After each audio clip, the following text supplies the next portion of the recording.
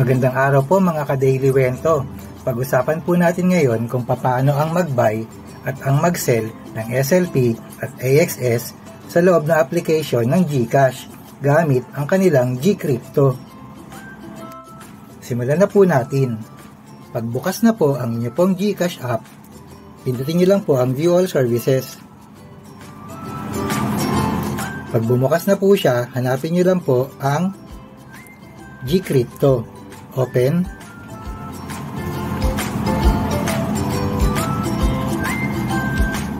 Magbabasa po siya, minsan mabilis, minsan matagal, pero usually naman po mabilis naman.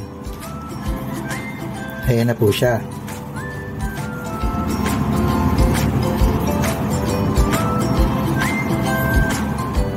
Ayan. Kapag bukas na po siya, sa dashboard po niya, makikita nyo po itong See More. Pag pinindot nyo po yan, makikita nyo po lahat ng klase ng crypto na nakalagay sa loob ng GCrypto. Kasama na po dyan ang SLP at ang AXS. Ngayon po, dito po sa bahaging taas ng dashboard, makikita nyo po ito. Ito po ang total na laman ng mga crypto sa loob ng GCrypto nyo. Ito naman pong trading wallet, kailangan po magkaroon po yan ng laman para po makabili po kayo ng kahit anong crypto dito pa sa loob ng GCrypto. Kasama na po dyan ang SLP. Madali lang naman po lagyan ng laman ang trading wallet. Base po sa instruction ng GCash at GCrypto, pindutin nyo lang po itong top up. Tapos lagyan nyo po siya ng amount.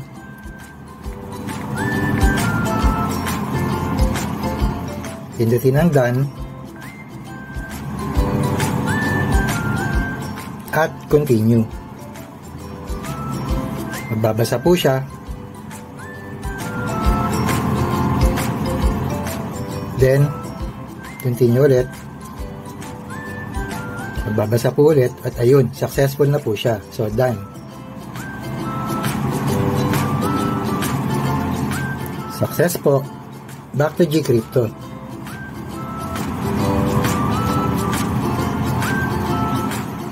So, ayun. Makikita niyo na po siya, nasa loob na siya ng trading wallet. Ngayon, pwede na po tayong mag-buy ng SLP. Base po sa instruction ng GCrypto, pindutin niyo lang po siya.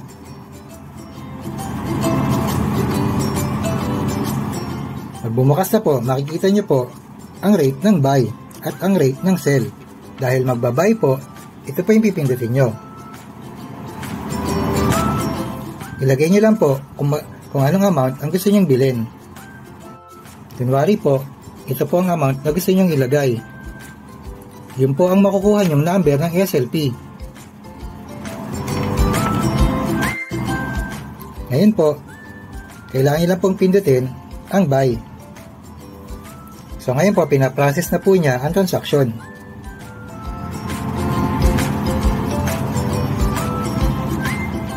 At ayun, successful po. So, back to GCrypto. At pag-back nyo, at ayun, pumasok na po siya. Ganun lang po kadali ang instruction ng GCrypto kung paano mag-buy ng SLP. At ganito naman po ang instruction nila kung paano po mag-sell. Makikita nyo po ulit sa dashboard. Pindutin nyo lang po ulit ang SLP. Minsan po, nagkakaganyan. Dahil madalas, nag-update po ang presyo ng mga crypto. Okay lang po yan, parang i-refresh nyo lang po. At pag nakapag-refresh na po kayo, ganun lang din po ulit. Pindutin nyo lang po ang SLP. Makikita nyo po dyan ang rate ng buy at ang rate ng sell. Dahil po magse-sell tayo, pindutin nyo po itong sell. At ilagay nyo po kung ilan lang ang gusto nyo pong isell. Kunwari po, 1,000 pieces. Yan po ang makukuha nyo kapag binenta nyo yung 1,000 pieces. So, pindutin nyo lang po yung done. At magko-quote po siya. Kaya po siya nagko-quote, nagre-refresh po yun kung ano po yung existing na rate ngayon. So, nakita nyo pa nagbabasa yung segundo. Pag pinindot nyo na po yan, hindi natin napindot, so pwede po siyang mag-quote ulit. So makikita nyo po nagbabasa ulit. Pindutin nyo lang po Ayan, nagpa-process na po siya ng transaksyon.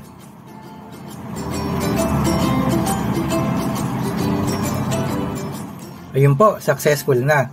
So, back na po tayo sa Gcrypto.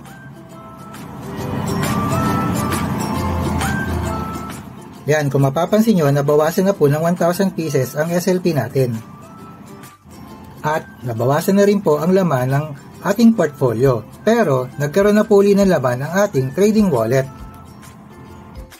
Ganun lang po kadali ang instruction ng Gcrypto kung paano mag-buy at mag-sell ng SLP. Kung gusto nyo po yung gawin sa AXS, ganun lang din po yung proseso.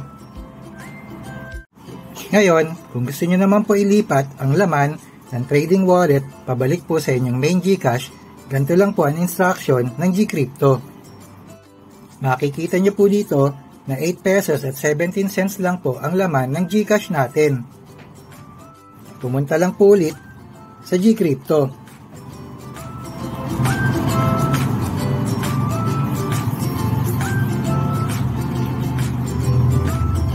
Pag bumukas na po siya, pindutin lang po ang withdraw. Ang laman po niya kanina 167. So ilagay po natin 167.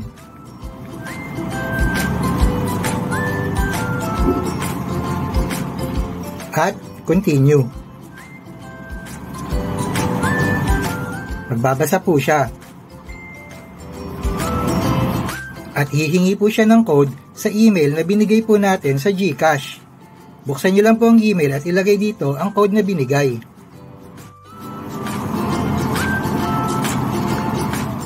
Submit nyo lang po ang code.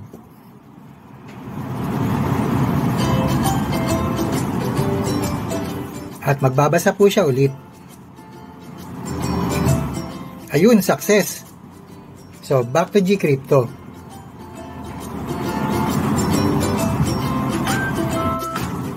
So, mapapansin nyo po, wala na pong laman ang trading wallet. Meron na pa naman po, sentimo na lang. So, balik lang po tayo sa main dashboard ng Gcash. X. Back. So, ayun po, kanina po, di ba, barya lang po yung laman niya, nasa 8 pesos. Ngayon, 175 na. So, pumasok na po sa main Gcash natin yung laman ng Gcrypto. Napakadali lang po ng instruction ng Gcrypto under Gcash, di ba? Sige po, pag-usapan po natin yung iba pa pong pwede. Ngayon, pag-uusapan naman po natin ang instruction ng Gcrypto at ng Ronin kung paano maglipat ng SLP papunta ng Gcrypto. Ganito lang din po kadali ang kanilang instruction. Pagbukas na po ang inyong Gcrypto, pindutin po ang SLP.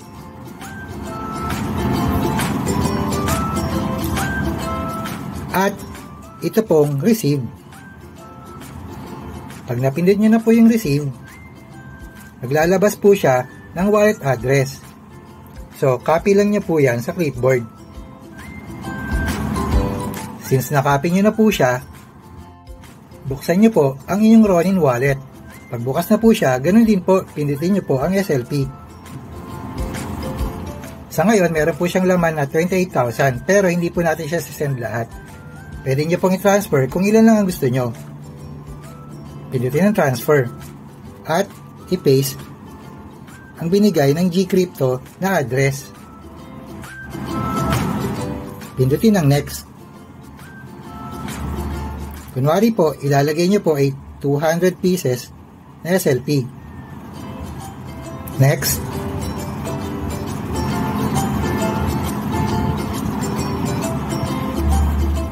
Pagkatapos po niya magbasa, may computation po. Kung mapapansin nyo, wala na po tayong free transaction, kaya gagamitan po natin siya ng RON. Pero maliit lang din po siya.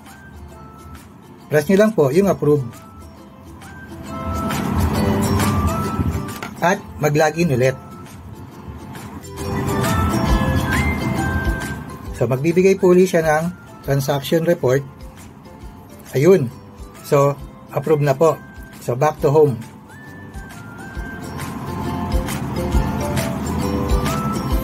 I-refresh nyo lang po.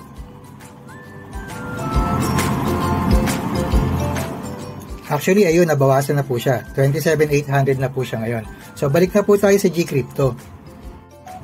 Ayan na po siya. So, refresh lang po natin ulit. 316. At pag nag-refresh,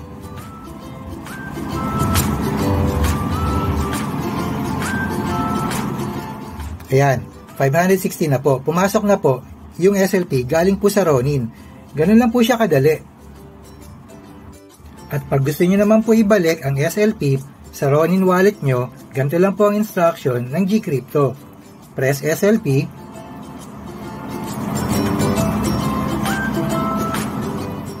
And then, send.